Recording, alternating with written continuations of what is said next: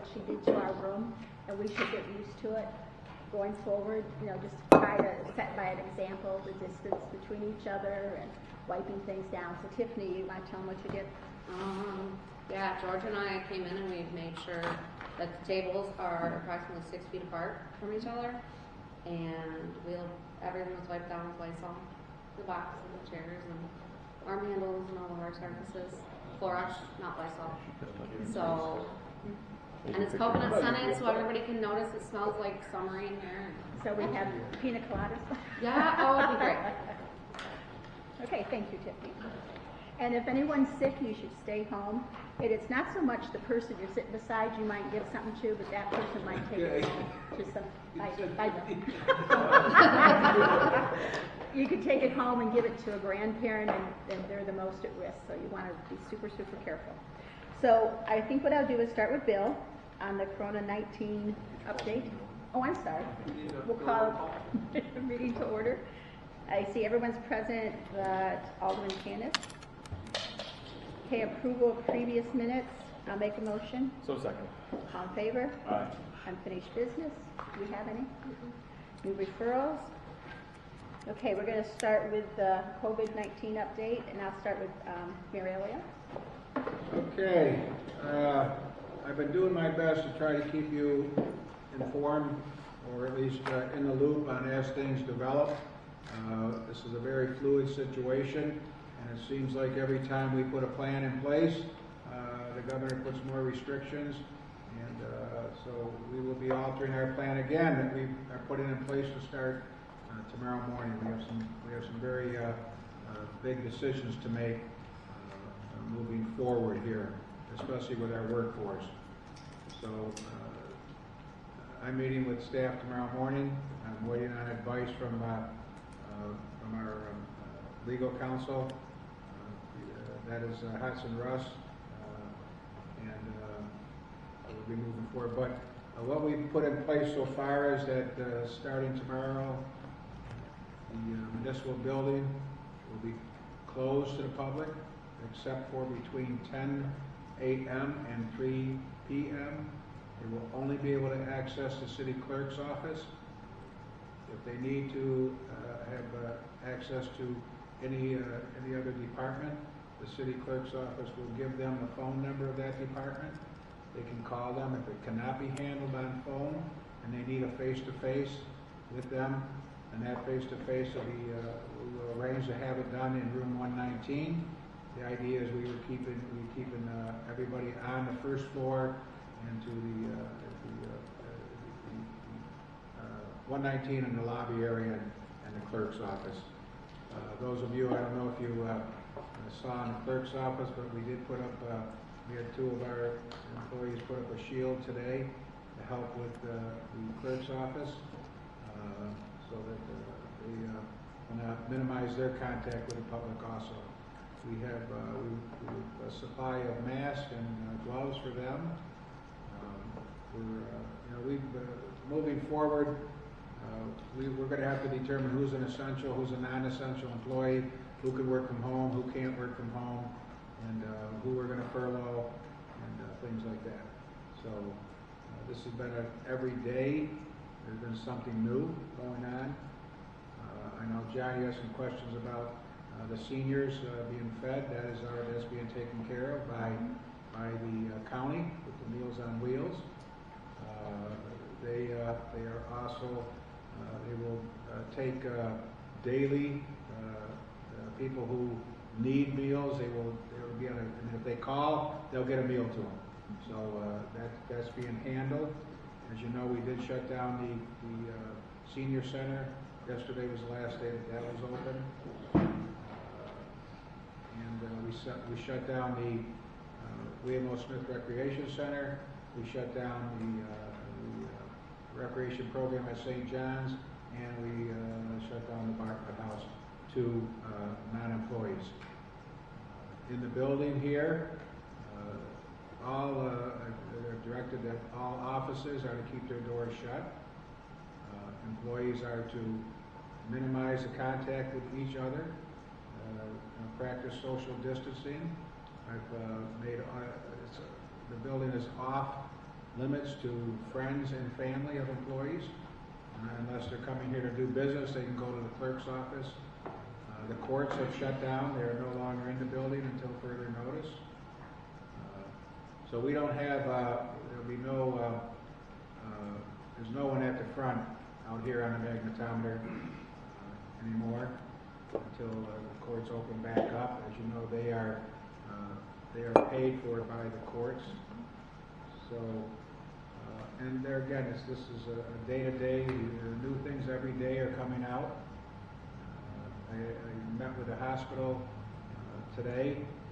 They just updated me on what's going on over there. They've limited visitation to, well, they went through the whole list there, but they also have somebody at the door that will ask you questions, take your temperature before you get in the building. I don't know what other facilities are doing. I'm not sure what the medical group's doing. I know they're asking that you don't come here, don't just pop in. Call your doctor if you're experiencing any of the signs. Same way to the emergency room. Tim has been secure and has put in an order for Tim Richardson, the fire chief. He's put in an order for more supplies, hand sanitizer, cleaning materials, masks, gloves. The police department's gearing up to, the chief is putting policies into place. That they're not going to be going to places like they used to. So we're trying to. I've been meeting daily with the department heads, and I've been on the call daily with the governor's office, except for today. Tim took that call because I was busy. But we've been daily talking about where we're going next with this. So we've got these things in motion. There's a new governor's executive order out. We have to reduce staff by 50%, either working at home or furloughing them. So I'm still trying to. The executive order and the information we have so far is kind of vague. I'm asking for some clarification on that so we know exactly what we have to do. So I sent around a flyer today that the school is sent out on breakfast and lunches where they can be picked up at. The schools have the meals. The warming house is providing meals. I know, John, you reached out to them today. The warming house is providing meals for pickup, anyone who needs them. So a lot of that's in motion. So from 4 to 4:30 every day. Yeah. So we tried to reach out to Harvest Moon down at West State Street. I guess they're not doing it anymore. It's the last we heard. I don't know if they're still in, but I guess they have a meal kitchen too. So, but restaurants are advertising takeout. So a lot of things in motion. A lot more things are moving in motion. Tim, did they any cases in Cattaraugus County that they identified? Not as of the meeting this afternoon. Okay. Allegheny County is the closest so far. The 2 there. 2 positive cases there. Right? Yes. Yeah. Well, I guess, Bill, and I haven't tuned into the governor's talk in a while, in a couple of days now. So obviously the update or the question remains about test kits. What do we have a timeline, a date when those will start to be distributed to states No. and to municipalities? Are they going to be distributed to municipalities? Well, to our house. To our hospital. Yeah, Okay. to All right. our I don't- regions, not that we're. Yeah. Tim's hired extra guys to test I was me. like, wait, To our regions. What the hospital told me today was that'll be they're working with the Cattaraugus County Health Department, and that'll be where that comes. Are we going to see a drive up, testing in here? Probably not, unless this becomes a hot zone. Okay. So a lot of those resources are still in the hot zones where it is. So Does the health department have any test kits right now? They had at one point in time, I was told they had 30. Hospital had 50. So Those are very it's not a usual. lot. It's not a lot. So. One-time use, is that a? Imagine. I'm imagining them like a pregnancy test not versus a, Yeah, you know, you know, having like- checked for strep throat is. like a really- first aid kit. Breathalyzer. Yeah, or like a breathalyzer, you just take the tube out and just go I guess again. it takes, from what I was told, I guess it takes about 3 days to get the results. Mhm. They are working diligently to get that down to 1 day. But there again, it's supply and demand. Right now, the demand is in the hot zones.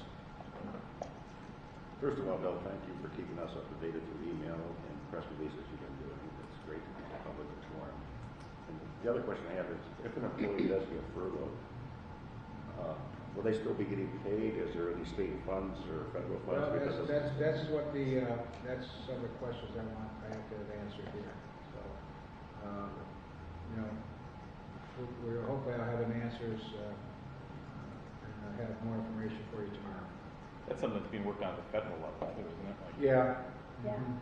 So what I want to do is just go to the council members and just hear from you what you're hearing from our citizens. So John, why don't we start with you? Well, I mean, I've got a question for Bill, and it's something that relates to whether or not, I mean, obviously to try to be proactive as much as possible.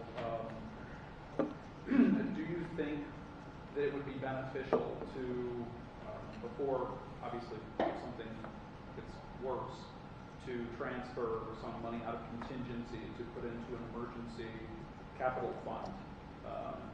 If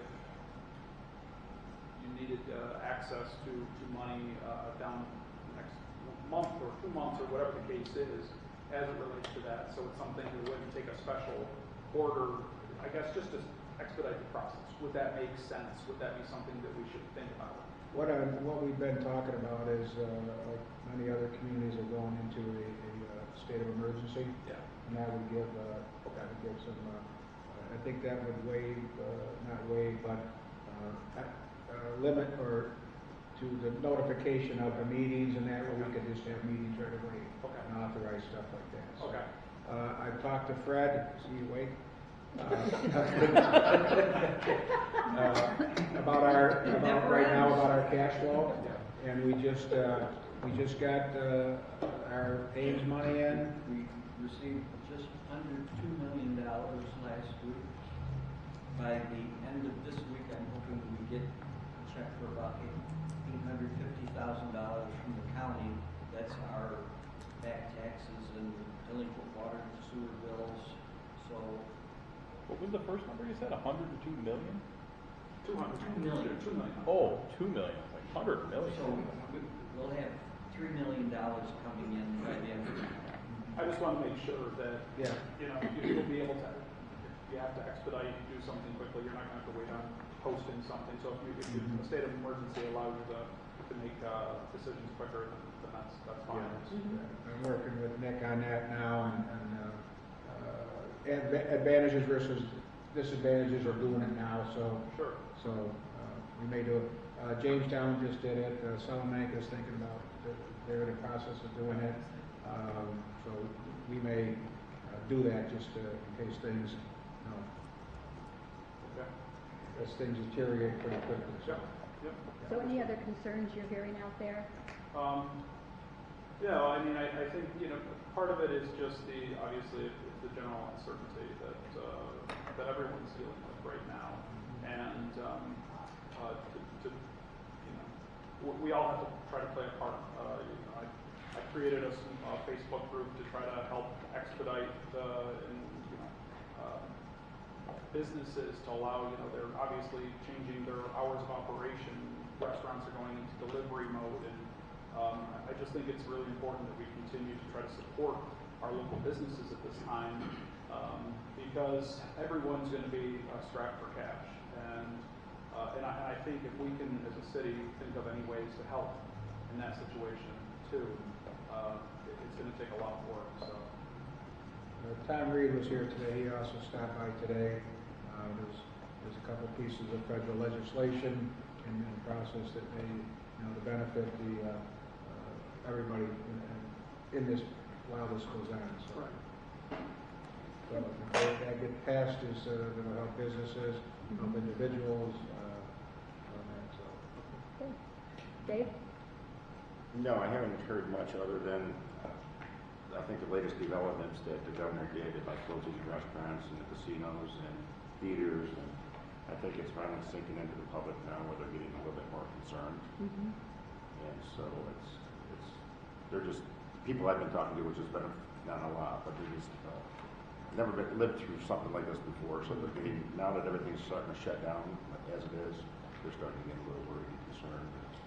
I asked for a clarification on the bars and restaurants and that, on a call yesterday, but I was posed the question, what about like the Elks and the Bosque Club and the St. Stephen's Club and those places, if they were included in that shutdown? Yes, they are. So all those. Yeah. Since I lived down there, I did notice that they were closed for 8 o'clock last night. Mm-hmm. Yeah, they can do takeout. So, and I guess the latest is that bars can do, you can call and take out a beverage too. So I think I was kidding today. It's like so what do you do? Pull up and it's like the NASCAR drivers when they put the drink in the window. You know, they have a pole and. That would be interesting. Kevin? Oh, I'm sorry. You can't consume what is dry. Good. The open container law is gone, I guess. So they say. I haven't gotten too many phone calls from constituents, more from just talking to people I normally see. Everyone's just kind of uncertain of what's going on. You got some people that are in extreme panic mode. You've got other people that are lackadaisical about it. I'm sure everyone's kind of experienced that from everybody. The only phone calls I've really gotten have been from like business owners that are like, what's going on? This is going to cripple the economy. We're going to have to. On one hand, I could probably count, how many businesses have just told me they're like, as soon as this is all over, we're going to have to file Chapter 11. Like that's their panic. Those are the people that are panicking the most. Is the ones that are, and then they've got employees that have people that come to them, and they're freaking out because they got kids to feed and stuff like that. So one thing I've heard a lot of feedback from people just in talking is a general frustration in the panic buy everything mentality that's kind of going around. People get word that Walmart just got a stock of toilet paper in, so they run out to Walmart and buy a pallet of it or whatever. And, I think that's frustrating a lot of people, myself included. I think, us as council members need to set that example as well and make sure that we're not doing anything to incite that. We follow. A lot of people look to us for leadership, and we should set that example. So make sure we maintain a calm and even keeled demeanor. Thank you. I think that's the key word, just keep everybody calm. I was talking before the rest of you came, and just a couple issues that I've been told. For instance, when you go to the grocery store, we have to find a way to have our stores tell people to separate more. Everyone's bunching up. I was at Park and Shop, and 3 of us took our turns, so we gave each other space. But then the 2 behind us, the one lady was coughing, and a gentleman actually turned around and told her to move. But it's like some people are, like you said, taking it seriously, some aren't. The other thing I was telling the mayor before we started, I deliver Meals on Wheels, and I got a call today because I'm over 60, I can't deliver. So they're going by a certain age group, and they're going to be using staff members to do those deliveries, which is hard because those people are used to seeing us every week, so it's hard on them. So we're going to write them little notes and send them things.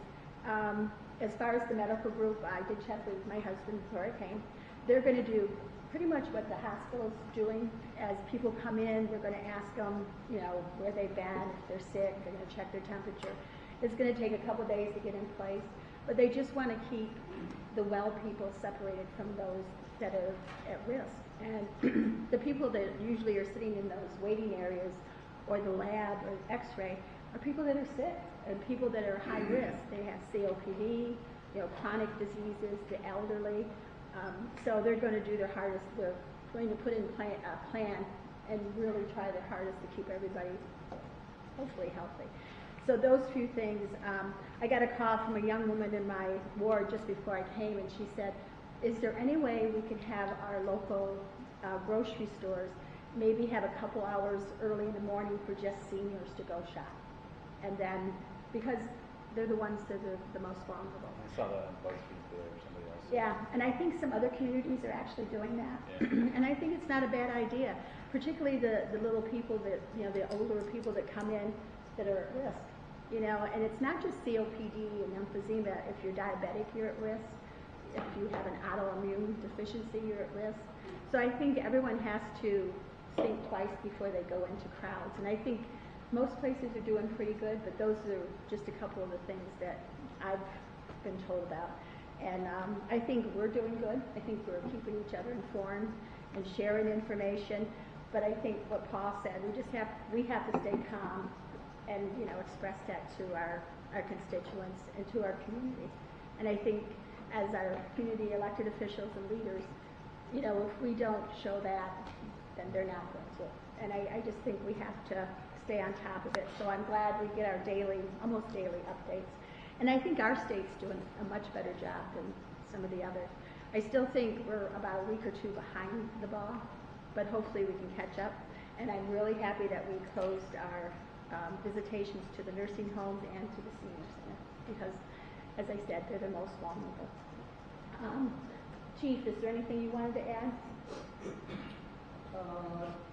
Obviously, we're going to make some adjustments to what we do. We're going to minimize some of the calls that we go on, unless it's essential for an officer to be there. They might do some of the phone. We've pretty much eliminated people from coming into the police station unless it's absolutely necessary. They can go through the dispatcher, officer will come out and meet with them outside.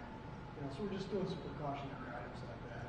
So far, so good as far as people not calling in sick or not going to lost any game power. That will be a challenge if and when that happens. It's true. The only other thing, I was talking to John about this earlier. Do we still have our warming place? Remember we were going to use the John Ash Center for say someone's heat went out. We had a whole consortium. Is that kind of a backup plan? I know the health department was thinking of the middle school, but I remember putting the John Ash Center out there for possible. I'll tell you in all honesty, I haven't had much communication with the health department or the county. Okay. Isn't that, wouldn't we want to avoid that? I know we want people to freeze, but doesn't that defeat the purpose of? If you're talking for a warming center, yes, that's still in place, or a cooling center. That still is in place. And that's through, we get assistance with the Greater Orleans Council of Churches. And that we have to open up for that. So we've been fortunate. We haven't had to open up the last two years. Yeah. But when they start, heaven forbid, if we have to have extra hospital beds or take people out of the hospital that aren't critical, because the worst place to be when you're not sick is at the hospital. Yeah. I know Chris Baker, he was one of them in the consortium, and it's a perfect location because there's a kitchen, there's restrooms, it's wide open space, and we wouldn't have any of our seniors there because they're not going to be there. So I know that was one of the things the health department was talking about, different sites that They they haven't could do. approached us yet on that. So. Good. One of the other things I did too is we pulled back all training until further notice. Anyone who was scheduled to go to training was canceled, and there'll be no travel to trainings and that. So until we get this thing under control. So procedurally, next week we have a regular meeting. I would assume that we probably want to have this same kind of configuration from a seating standpoint, maybe tweak it a little bit, and then just kind of proceed like normal. Would you guys all agree? Yeah. The public showing up here to public comment, kind of spit into the same microphone. Well, we're I'm just throwing it out there. Yeah, have them separated out there. Just put a mask, change masks between. The hand sanitizer. This came in from NICOM, and if I'm reading it right, it says on March 13th, 2020, Governor Cuomo issued executive order 202.1, which suspends Article 7 of the Public Officers Law, also known as the Open Meeting Law, to the extent necessary to permit any public body to meet and take such action authorized by law without allowing the public to be physically present at the meeting. So, So in other words, we don't have to allow open Yeah. meeting or public comment. No, you don't have to allow public to all. be physically at the meeting, yeah. That's good. Yeah, thank God we've got someone that puts it all up online so people can see what we're doing. Okay, any other questions? The fire chief on Saturday? You're the one that's kind of the closest connection to the county. Well, yeah, each morning we talk with emergency services to kind of stay ahead of things and put in, like the mayor said, just put in service tickets is what they're called. And we put them in, put our wish list in as far as what's, because obviously it's going to be what's available, it's got to be equally distributed. I think everybody's doing a fantastic job ensuring that we're speaking with one voice. A lot of what's going on is every time somebody gets some information, they want to run with it, get it on social media, and that is imperative that we stick with the one voice, that it's the county health department, that it's New York State Department of Health, that it's the CDC for information and guidance on this. It's an ever-evolving situation. It's like hitting a moving target. As the mayor said, you try to get something put out, and then 3 hours later it changes. And it's just, you kind of roll back and just be flexible. Yeah. And we've all done a good job so far. Yeah, I agree. Okay, well, moving forward, we'll move on to discussion about School Street no parking signs. This is one I put in, and I have spoke with Chief Rowley about it. For years, this street, it's kind of an awkward street because it's off of Front Street, but 3rd Street comes out at an angle, and there's all kinds of driveways, and there's an apartment building, and they put 3 no parking on this side signs on the one side, and people park there every day. But now we're thinking if we could take maybe 2 of them away, and then just put a sign closer to that first house, like here at the corner, no parking, because the way it's set up now, and the people that are parking out front, they actually have parking behind the apartment building. And I've had a couple people call and say they park there every day, but they're not getting ticketed. So I tried to explain we're trying to maybe update this. So I asked Chief Rowley if the police would just go over and see what they think, because it's just a headache. And the streets in the ward are kind of narrow, because it's one of the older parts of the city. And like as I said, there's parking, or there's driveways the whole length. There's one right across from 3rd Street. There's the realtors that come out both ends. There's an apartment building on the corner of School Street on front. So it's kind of the way everything's located over there. So I thought I would just hand this off to Chief Rowley and see what your guys think we should be We doing. went over there and issued a couple of tickets, and I think Captain Marshmallow indicated one of the signs wasn't, people were parking in an area that was kind of a little loophole on there because the sign was located. But, I've said this to other aldermen previously, when the aldermen have the public call you about something like a parking ticket, that doesn't enable us to know to go over and write the ticket. They should be calling the police department. Right. Saying there's somebody illegally parked, we send the car over, we write the ticket. So that's the best way to achieve that problem. And there's a lot of times, like if you email me or you call me and then I say, car's gone. Yeah. So the public needs to call the police department with and I don't want to say little, but simple things like this so that we can timely and more efficiently go over and try to take care of the problem. Right. And I think one of the things, and this particular person told me, that she knows the people, so she was afraid that they would know that she's the one that caught. We do anonymous stuff all the time. Well, they know she complains to them about it, so she would figure it out. So, but they do. They park there every day, and it's just ongoing. So if we could just kind of tweak it, maybe take 2 of them out. The one by the driveway that goes into behind that apartment building is kind of kitty corner from 4th Avenue. So I think that one should stay, but the other 2, the one gets knocked over, it's always kind of on its side, and just do it differently. So we'll see what they come up with. Okay, so I'll hand it over to you guys. Okay, next on discussion, school zone by the YMCA. We got a request from the YMCA that we take a look at the area down there for a crossing for the daycare. They have a daycare which is across from the YMCA. Several times a day they're going back and forth with the children. And the other day, because she said somebody was looking at, it appeared the driver was looking on their cell phone, that they had a near miss with some of the children crossing at 10th Street. So they requested to meet John, I, and Bob went down there. We met with the YMCA people, and we took a look at the area. And there's a couple of things going on right now. The first thing is they walk into a parking lot when they leave the daycare to get over to the crossing at 10th and Wayne. So we went through this a few years ago, and we were trying to get everybody on board to put sidewalk in, so that would make it safer there. The other item is they were looking at like we have on North Union Street, flashing lights to be there for the crossing.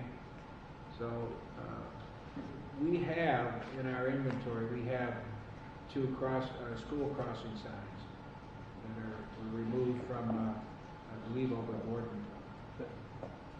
So those would be the ones that show the speed and that. We don't want that there, though. What's that? They don't want that. They want the push button with the strobe light. But they're willing to, as the research takes a while, Yeah. Those are called RFPs, is that correct, Bob? RFB. RFB? Yeah. Okay. Mhm. Those things are called RFPs, and I guess it takes a while to collect data and so on and so forth. So they would accept, I think Bill was saying. What data do we need to collect on those? Why can't we just put one in? I don't understand. It's traffic volume. Yeah, I mean, in order to justify them, they're still experimental from, federal highways. You can't just throw them in. They can't be just approved by a council and put in. It has to go. So the ones we put out here, we got vetted by the federal. Yeah, I mean, federal highways gave us some money for that grant, so they reviewed them. There's a long process, so there's still a lot of research ongoing. I mean, they're safe, they help a lot, so I think That's they're stupid. gonna be. I mean, That's I know I'm not saying like what? Like what? You tell me we can't just buy those and put them in? That's correct. I'm usually on your side on this one. I've heard his spiel about us putting stop signs wherever we want to, and then all of a sudden it's mayhem. So like I can see why they would want us to stop, take a minute, kind of like going down to get your marriage license. They give you 3 days to think about it, make sure you're making the right decision. Well, I don't know about that, but listen, we put one of those. This is how fast you're going thing. There's a 150 yards. There's another one for the school, right? We always saying like how we're going to overdo things and then it's going to be repetitive. All we're going to do is neutralize that part of it right there. You know what I mean? It's not going to have the impact like the blinking light would have. Those things you see from a mile away, and everybody freaks out when they see the flashing light. I don't know. Well, I mean, in addition, I think Bill's probably going to say, they would like a speed reduction. They would accept, in the meantime, a reduced, effectively a school zone. But again, now we're putting that burden on the police department to enforce that, right? Right. So would the school zone be from the middle school all the way down to the YMCA? Well, I don't think it's gonna be a school zone. I've been doing a little research. I think Okay. it's gotta be treated as like a higher fine zone, or it has to be treated as a lower speed zone. So when the West Green people come to me and they say they want a higher fine zone on West Green because we go too fast, we gonna do that too? Well, that's why we want to do the research on this and have the justification there to put whatever we put in there. So we have we looked at sidewalk walking up to 12th Street where there already is I call them the don't walk signs. So is that a fix? So we need to study this and have our data, so whatever we put in there, and when we do get requests, and we'll get them from other areas in the city, that we can say, well, the data doesn't support it. So. But I think at the same time, I think John said they actually cross and go through the parking lot. That's kind of safe, to walk in the parking lot between cars, because you don't know who's backing up, who's pulling on. Well, And That's not safe. they're willing to put in, Yeah. so the YMCA is willing to put in the investment Mhm. to have a safe, to put in a sidewalk in front of their location that runs parallel to the road. Right. But I think Bill said he was going to reach out to, in Tandem has now, is They going have to be moving purchased- into the connection. The cost, yes, Okay. yes, and I think in tandem will be there, and I think Jess will be receptive also to putting a sidewalk on that side of the street all the way up there. So, yes, when the children come out of there, they get onto the sidewalk and walk across. Right now, it's pretty safe, let's face it, the cost center has not been in operation for a while. But in tandem has purchased it, and they're gonna be, there's gonna be cars there again. Okay. So we have to come up with a short-term fix and a long-term solution to this problem there. And the only way we're gonna get it is by getting the proper data. Okay. All set? Okay, moving on. Discussion of water treatment plant. Wall? Yeah, I meant to be, more prepared to have this discussion. This is a capital project that's upcoming, and a planned project that we're gonna apply for grants, and maybe when, we ask to apply for a grant, which is then more than likely gonna be another WIA grant, which is August, September period, assuming that funding is still in place, then, I'll show you pictures of this wall. So the south-facing wall of the water plant is failing. Way back in history, it was built, and then immediately had problems with leakage, and, it went into, a lawsuit, and the company who built it is bankrupt, or was bankrupt many years after that, and then there was a settlement where they did some injection into this wall, but it's been failing since it started 17 years ago. And lately, and again, I'll show you the pictures at some point, and we can have a more in-depth discussion. There's a chunk maybe this big that has fallen out of this wall that holds our water filters. So the plant pumps water out of the river, and then it gravities down, and it gets like big chunks, and stuff settles out of the water, and then it goes through our filters. And we have 3 of them. So the idea is to replace this wall, take all the stuff out of our filters because they've never been cleaned. They're recommended to be cleaned like 10 to 15 years. So we would change all the media in the filters. We would replace this wall, which is 12 inches thick. And the start of the project would be hiring a consultant. And it's probably like a 4 to 5 phase design project. You have to have a proper design report to apply for a WIA grant. They require a very specific type of report in order to apply for it, with an estimate and so on and so forth. And then that's just preliminary design. So we worked with a consultant on a fee. They proposed a $95,000 fee initially. We asked them to bring it down, and they reduced it to $57,000. With the idea that they'll roll some of that into our grant ask. And this is an update, I guess, for you that this project is coming. It's probably a $1 million to $1.5 million project. For now, what we're going to do, and I'll get your thoughts, is just pay out of our water budget to get the design report written, to get a preliminary design written, and to start applying for a WIA grant in September. I think the idea would be, if we don't get the first round, would be to wait another year and apply again. We've had good luck on second years of WIA grants, just reapplying. And if we don't get funding by then, maybe at that point we're going to have to look at paying for it ourselves. In the past, and the last time I was down there, there's one section that we don't use that tank, or that area. So it's still closed? And is it just that one wall section that you're talking about, or is this more extensive than just where the crack is? It's more extensive. The entire filter wall, there's 3 of them. They're all boxed in, like I said. They're in separate floors. all the walls are failing that are facing south. You know, I don't know if it's like a freeze thaw issue. We really don't know at this point. They're going to do concrete sampling and evaluate and kind of do everything.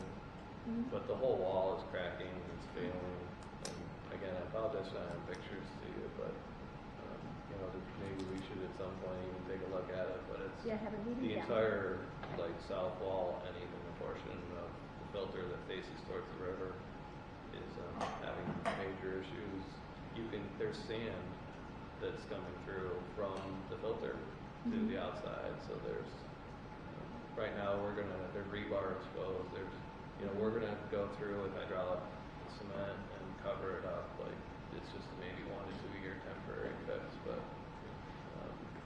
it's just gonna deteriorate. Okay. Yeah, it would be nice to go down there, maybe have a meeting down there sometime and just take a tour of what's going on. Good. Any questions? I guess, so are you looking for a takeaway here from us, Bob? Or are you looking for us to, it sounded like you were asking you should go ahead and I think use maybe your funding to pursue the design work. Yeah, I mean, I updated the mayor last week, so it's a bit of that, but it's also in 3 months. I don't want you to be surprised by us applying for a grant that's going to cost us $600,000, you know, of our own money. So. And this has been a long-term problem. And we got to pass bond resolutions for 2 years. Okay. Yeah, like we have to be committed to the project before we apply for the grant. Typically. Right. We've dodged this bullet for years. I think now we have to bite it and get it done. Arcadis Engineering is the company that we decided to work with. They used to be Malcolm Burney, who've done work in the city. They're a big firm. They've got a lot of capabilities. They seem good to work with so far. Okay. And I'm sure this is yours too. Discussion on the energy contract? Yeah, so our electrical energy contract runs out in June. Some good news on that front. Electric and gas are at the lowest levels they've been since, for many years, several decades. So the expectation, the max contract that we could sign is a 3-year deal with an energy supplier company. It's done through a broker. It's called Mega that we got that we started working with through NICOM, and it's another county bid. They bid out the supplier, and the supplier, sets their rates. There's no negotiation. It's just a set rate, but the rates are lower than they were 3 years ago. So we'll actually save around $15,000 over the course of the 3-year contract on our energy costs, not including all our LED conversion and everything that's happening on that front. So, Bill and I just thought it'd be a good idea before we were to sign a contract like that to run it by you and see what your thoughts were. Okay. Questions? We'll be bringing probably, I think we're under the time, we'll probably bring it to you next week, maybe when council as a whole, and then vote on it. Cool. Works. Okay. Okay, any other questions for public safety? Okay, seeing none, I'll take a motion to adjourn. Oh, wait a minute, approval of committee reports? Do we have none? Okay, now it's adjourned. I'll make a motion. Second. All in favor? Aye. Okay, so I'll call to order Finance Committee for Tuesday, March 17th. Let the record show that all committee members are present, with the exception of Alderman Panis, who is absent. Let's see, I will make a motion to approve the minutes of the previous committee meeting, which was held on Tuesday, January 21st, 2020. Can I get a second? Second. Seconded by Alderman Witte. All in favor? Aye. Aye. Any opposed? Okay. Number 3, monthly finance and bills reviewed. Does anybody have any questions or comments on the monthly finance and bills? I just have a question. I see we put in handicap accessible doors at the senior center. Did that come out of their budget or DPW? Or That came out of The budget over at the community building. okay. John Deere's community. I get when we're there picking up meals, I get mixed reviews. Some people love them and some people hate them. So it's up in the air right now. There was one other thing. Get rid of it now. It'll come to me. But that was only the one question I had. Okay. Anyone else have any questions or comments? Okay, we have no unfinished business. New referrals is the 2020-2021 budget discussion. I kind of wanted to put this on the agenda for tonight to see if there was any initial questions. So everyone did receive a hard copy, PDF copy as well of the tentative budget. I kind of wanted to give a forum for anybody here if you had any questions initially. I also kind of wanted to use this as an opportunity for us as a council to kind of discuss how, with the mayor, how we wanted to go about the budget analysis process, right? Like, I know in years past we've had these marathon meetings, multiple nights down in the police training room, whiteboards, and what have you not. I don't know if we want to continue doing it that way. I don't see a ton of value in sitting down with every single department head and going through their budget. I think there's some heavy hitters that we could go out there and have Chief Rowley and Chief Richardson and Bob Ring, that kind of thing. But I really wanted this to be kind of just a conversation, get some feedback from you guys, and pass that on to Bill kind of in real time for how we want to proceed with tackling this. Obviously, there's a bigger, I don't know how this stupid Corona nonsense is going to affect this, but it certainly, who knows, with as uncertain as things have been lately, and it seems like every day a new thing comes out. So, does anybody have any feedback or questions? Or Bill, do you have any? Yeah, whatever. Everything being a new council member, so I'm just going back to the way we used to do it in county and when I was in the city in the past. The department heads would at least come in and they would say what they were asking for. That's new. Dry cough. Cigarette cough. Don't tell Linda it's a cigarette cough. I won't say anything. Are you running a fever? No. Yeah, Tiffany, you have thermometer. But the way we used to do it in the past, the department heads would come in and at least tell us what they're asking for that's new in their budget and justify why they want it or whatever. So at least it would give myself and Mr. Panis and Laura, if you have an appointment by then, with the new alderman, but at least it would give us an idea of what their department is like and what their budget is like. We don't have to go line by line unless we have a specific question to ask them while they're there. I think that's a fine idea. The only problem is that sometimes those devolve into line by line. You know what I mean? I don't think there's a lot of productivity in, you know what I mean? Like kind of. Like the last 3 years, Kerry Kerper's come in and explained to us why everything went up by 1% in different lines. No, I'm just saying have them come in and we already got the budget. We could look at it before if we know what department we're meeting with that night. We could already look at it as aldermen, look at the budget before we get here. And then the department heads can come in and just say what they're asking for that's new to this year's budget. Mm-hmm. And then if we have any questions, they're there to answer our questions, explain why they want There's it. not a lot of new to this year's budget, so. But I think, I went through it myself. I read Bill's letter and I went through and there's a lot of travel. And I think with the situation we're in right now, I think there's areas in that budget that we can cut out because we're not going to be traveling much and things. And I think we need to tighten our belts. I think we don't know how we're going to get hit financially going forward. We don't know, Fred, how our sales tax is going to be hit. New York State, if they're going to change something. Our CHIPS funding. I mean, there's so many unknowns out there that I think we need to look at it and see if we can dial back a little. I also have heard from seniors that are on fixed income. They can't afford to pay higher property taxes. Young people that would like to buy a house say our taxes are too high. So I just think I have a lot of questions and I think areas that I think we can reduce, but I just think that we definitely need to look at it. The other thing is last year we put aside $50,000 for the sidewalk program, and it was very successful.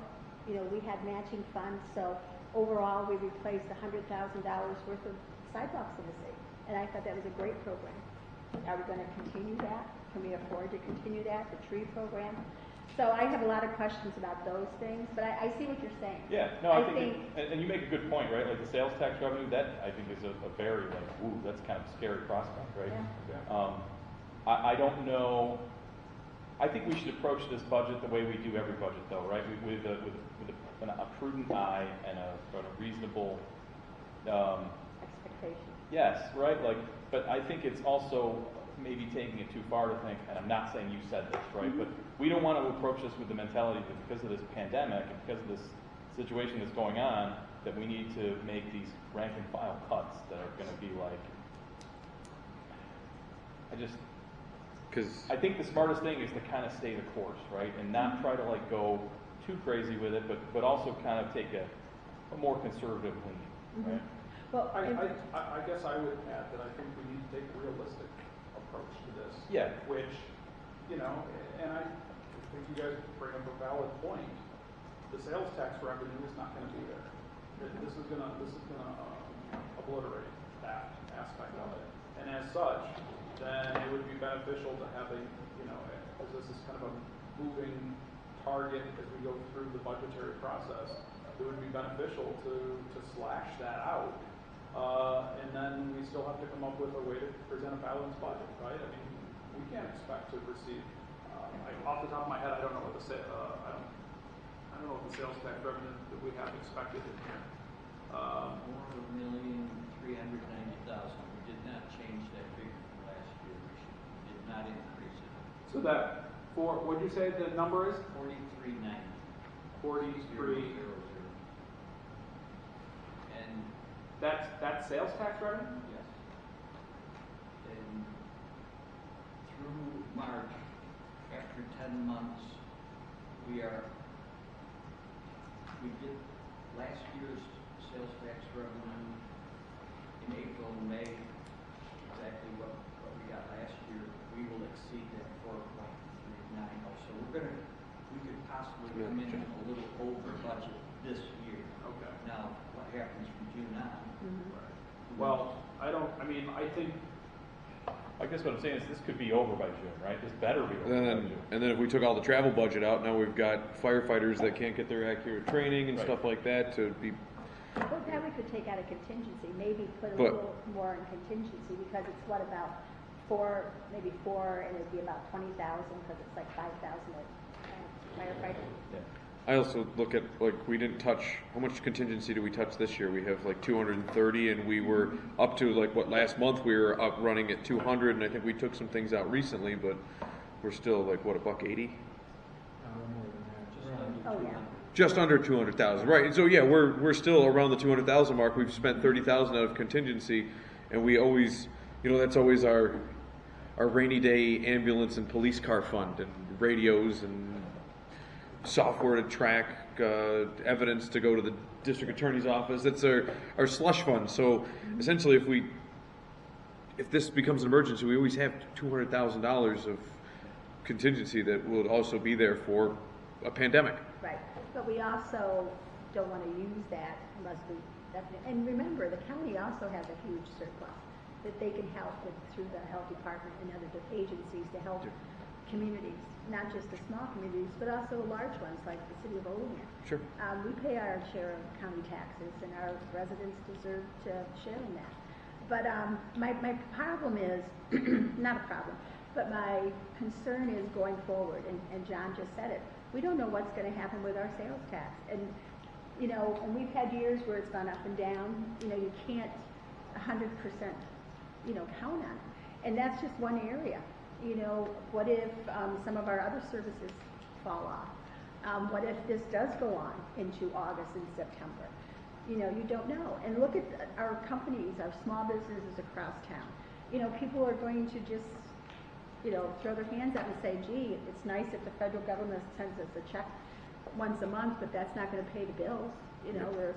Their utilities, their mortgages, their car payments. So I think we have to realistically look at tightening our belts. And I think we have to look at, and we always say this, and sometimes we forget, but our needs and our wants. There's a lot of things we want, but we have to basically look at what we truly, truly need, and what our residents can afford.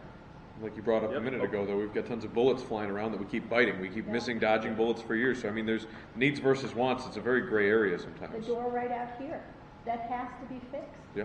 It's unsafe. So that's just one example. Sorry, Paul. So as far as, those are all great points and good discussion, and I totally get that. But I think what we need to try to figure out right now is how we want to approach this, right? What are the dates? Like, when do we have to have it passed by? What, tax Anybody day, from the- April anybody from the 15th? audience? Have it passed by the 15th of April. So that it can take effect by what, May? Okay, so one voice telling me that, April 14th, right, Fred? April 14th Okay. is a Friday. No, April 14th Is is the a Tuesday. first Tuesday. April 15th, you have to have it Right, passed. I have April 15th. So we need to plan on having the budget passed or having something that day, that Tuesday. And that is less than a month away. So what are we thinking as far as what we would want to do? Do we want to knock out budget?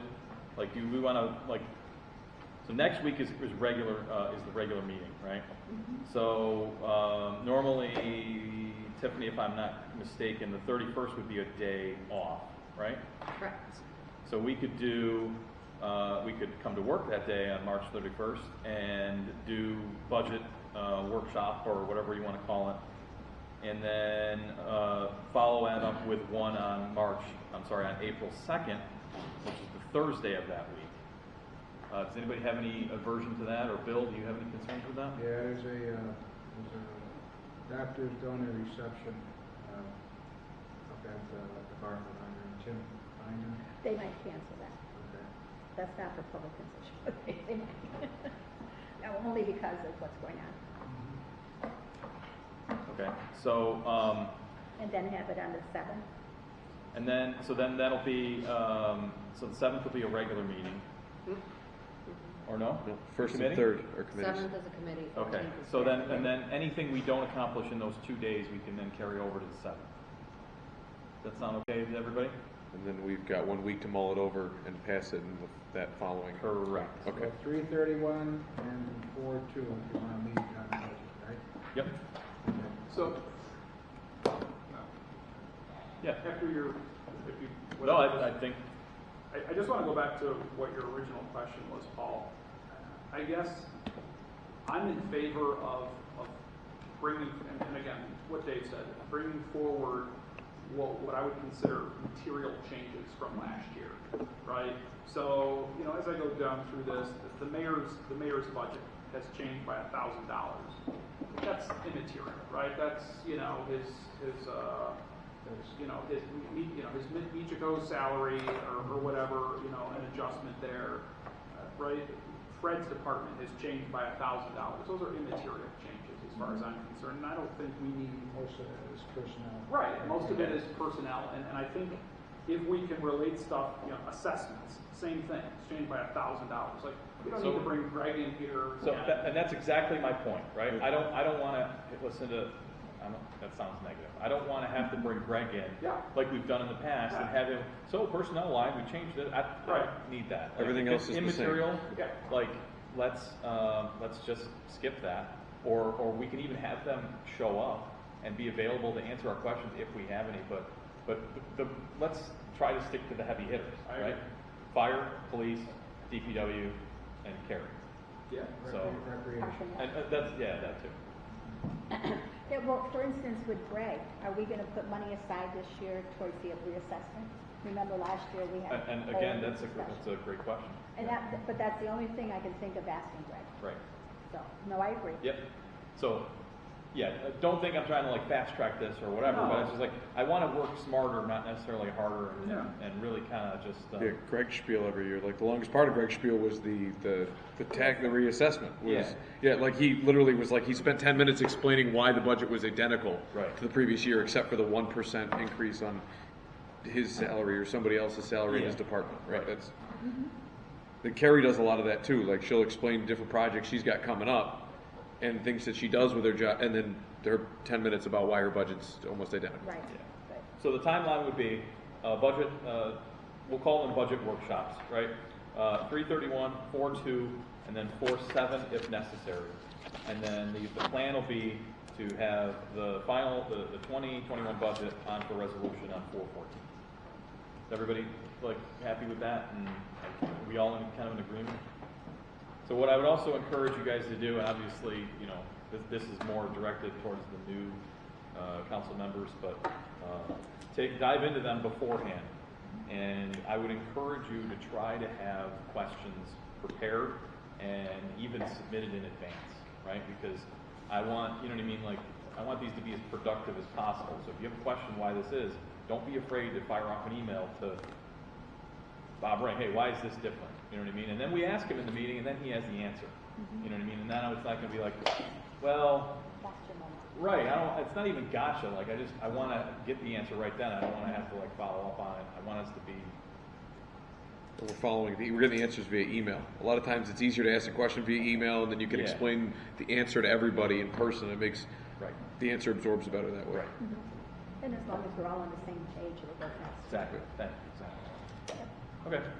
Any other comments or budget-related things? Bill, any feedback? What do you think of that? You know, I've been going over this in my mind, and over the last several budgets, we've all been good stewards about,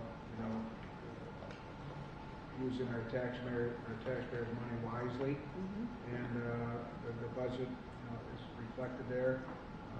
Our department heads have done a good job in doing that and putting forth what is needed versus what is wants.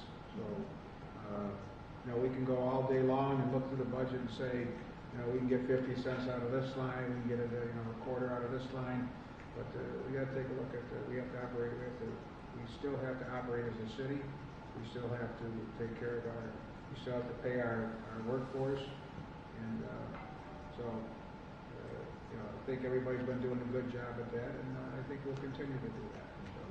Yeah, and I'm encouraged. I think, hearing you say that's good. I think what John said is a great point too. You know what I mean? Like, we want to focus on the material, and I think as long as we're all kind of mutually understanding what's important and have the right kind of eye for things, I think this will go well. Dave, any feedback? No, that's great. There's probably not much to cut because you're only asking for what, 0.68% increase or something. We only went up what? Bob, you figured it out. You put it at there, point 0.25%, 1/4% increase over last year in our spending. So yeah, that's quite yeah. So it sounds like it's pretty much a balanced budget already. All right, that's all I have for that. Does anybody have any other finance-related questions or concerns? I would ask that we move into executive session to discuss personnel. Okay. Sorry. I'll second. Wait, first, Paul. I will motion to enter exec. Because second. Mayor cannot motion. Right. No, I second it. Thank you. You motion all you want, Mayor. I can't make a motion. You guys can leave. Finance, do I have a second? Second. Well, Witte, all in favor? Aye. Good job, guys.